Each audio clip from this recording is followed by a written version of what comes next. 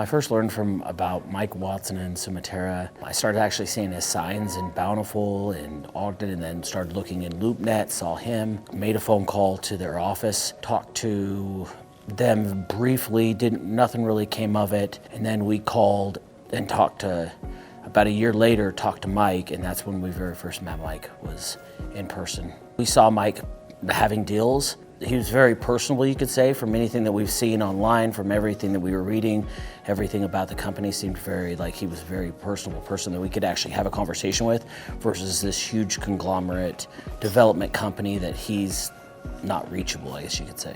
And we wanted to get into real estate ourselves and to start developing our other aspect of our business, doing it that way. We started putting capital in. The very first project, what we wanted to do was we felt like we had the skills and traits and everything involved with Mike to, one, help in our opinion on how projects were going, but we also had the opportunity to take some of our money that was part of it. We do cabinets and countertops in multifamily is what our specialty is. We don't do it in residential homes or anything. And with that, we were able to take that money that we were gonna be putting into the job, or our profit from that job, and we were able to use that money to be able to invest it into the project and be a partner in the project because of that. I would say in the very beginning, my expectations were unknown because I'd never done that.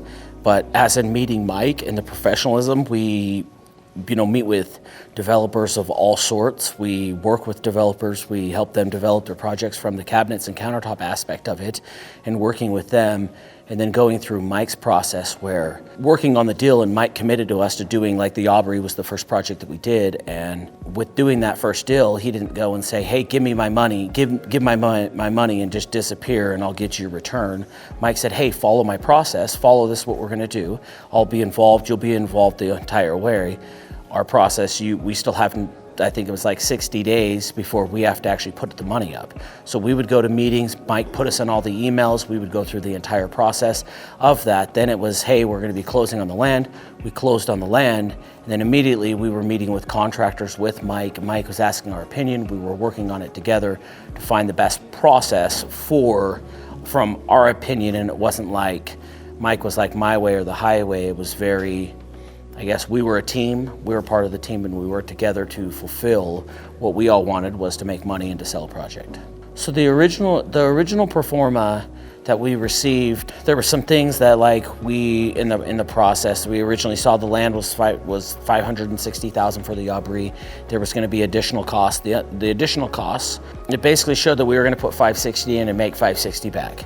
And some of the things that we were reading into, and some of the things that we did, we bought some of the materials up front to help us so the business could save, I guess the project could save some money so that we could get the project going faster. And so what Mike did is we made a return even on that money, which then we ended up putting roughly $960,000. We got about $900,000 back.